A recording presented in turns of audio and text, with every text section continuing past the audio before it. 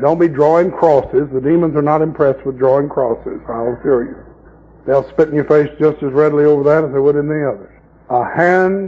A golden cup in hand full of abomination.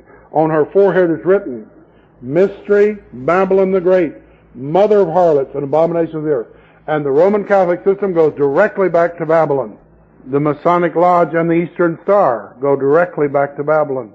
All of the lodges that I know anything about go directly back to Babylon. And those are the things that God has cursed from the earth. And if you're involved in any of those things, you need to cut loose from them, renounce them, and run quickly to Jesus and get loose from all this garbage. Because the hour is coming, and now is, when men are going to have to give an accounting for all this stuff. Now notice this woman's drunk with the blood of the saints. Nobody has murdered more believers, born-again believers, than the Roman Catholic system. I mean, she is a killing machine. She's a bloodthirsty machine. Just like it says here, she is drunk with the blood of saints. She's drunk so much blood till she just staggers. And still she can't have enough of her fill of killing the saints. Everywhere that the Roman Catholic Church has the power, she'll pass laws against everybody else. She'll put them out of business. She will kill and torture anybody who opposes her. Under Roman Catholic dogma, only truth has a right to exist. And guess who has the truth? You and I are error. If you can't twist us into the system, blot them out. Now that is logic according to the Roman Catholic system. They believe that only truth has a right to exist, and everybody except them is in error. Now they're willing to give you a little time and space to repent and join the great movement. But if you don't, believe me, as soon as they have power, they will kill you. They'll kill your children. There is no mercy in the harlot. She's drunk with the blood of the saints. Millions of Christians have been killed in the world's history.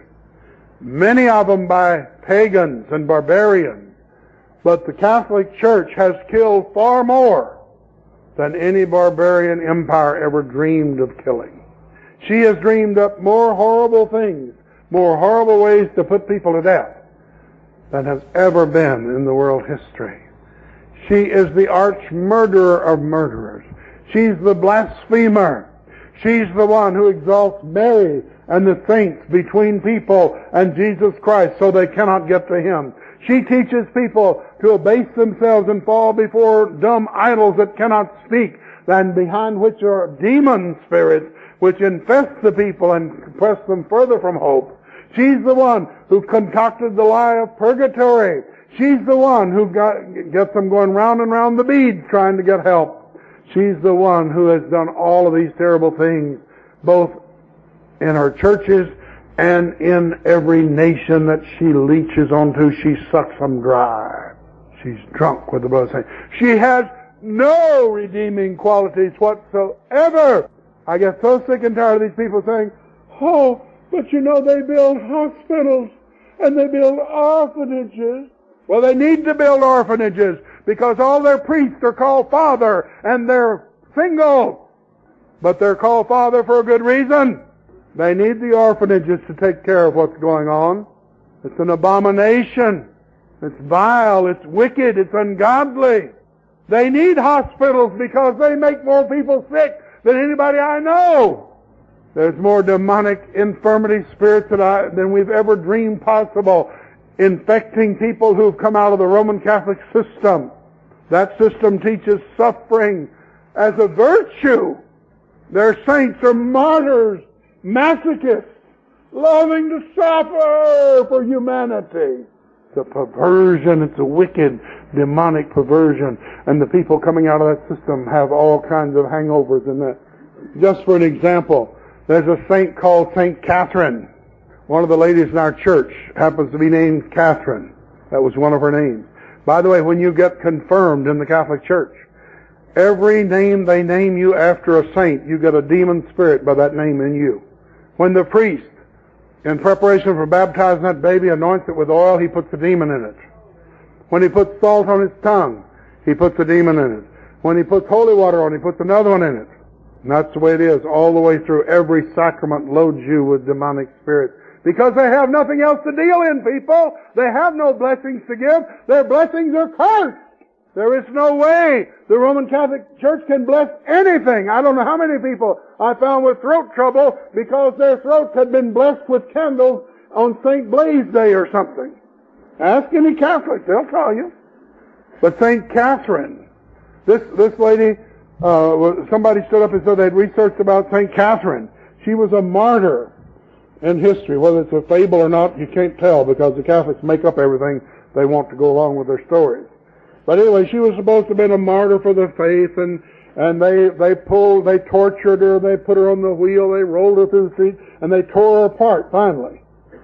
And this lady in our church that was named Catherine, she said, "Oh my Lord," said, "no wonder. Every time I went into deliverance, I felt like I was being torn apart. I felt like every part of my body was being tortured and pulled and twisted." They went after spirits of St. Catherine that had come into that child when she was a little girl being confirmed. Her parents, not knowing any better, had put that mess on her. Dedication to be a nun. Dedication to be a priest. It's a curse. And people who are cursed with it carry that curse. It destroys marriages. I was dealing one time with a lady and her husband, and she was in deliverance, and Mariolatry manifested. The worship of Mary, one of the nastiest spirits you'll ever get hold of.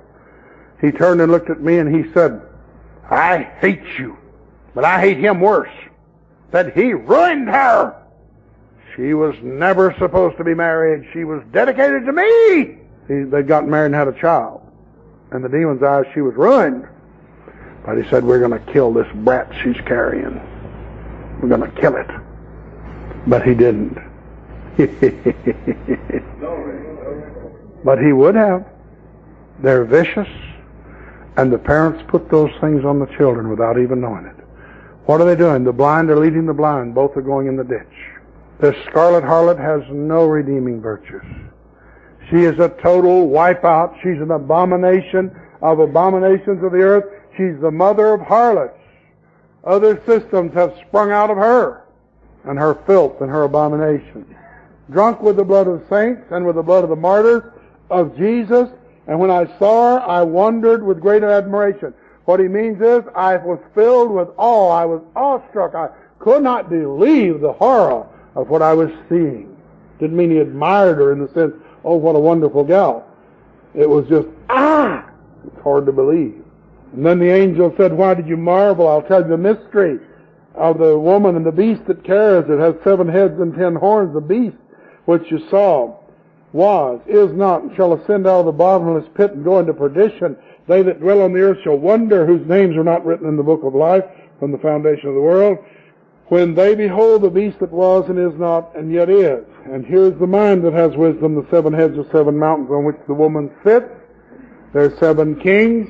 5 are fallen, 1 is, the other is yet to come. And when he comes, he must continue a short time." Now, he goes on talking about the 10 horns or 10 kings, verse 12. And verse 13, they have one mind and will give their power and strength to the beast. I would strongly advise you to read that New Age book over there and get find out what's happening.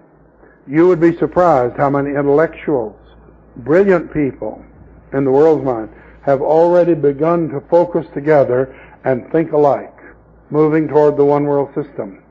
And they will give one mind, and they're going to give their power and strength to the beast.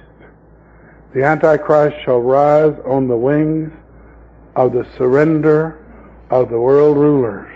They will surrender. When I was taking graduate courses in college in Illinois, I heard PhD after PhD stand and lecture. I could not believe what they were saying. They were great admirers of Marx and Engels and the communist dream. They openly admired the system. They said it's really great what they have done in Russia.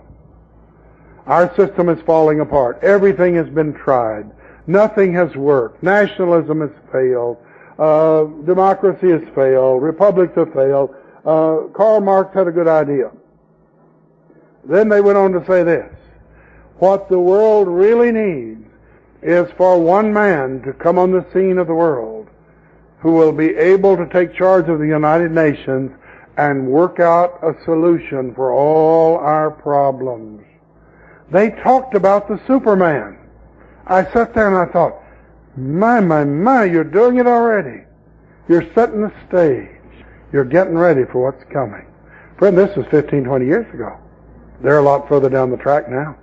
These are PhDs. These are people who studied in Europe. These are people who are in touch with the intelligentsia. The intelligentsia is already sold out. Long ago they sold out. And they're moving in droves. And they're the ones who are the advisors of the president. They're the ones who move into positions of government. Have you ever noticed how many foreign names and foreign-born people there are in positions of authority in our government? Whatever happened to our homegrown people?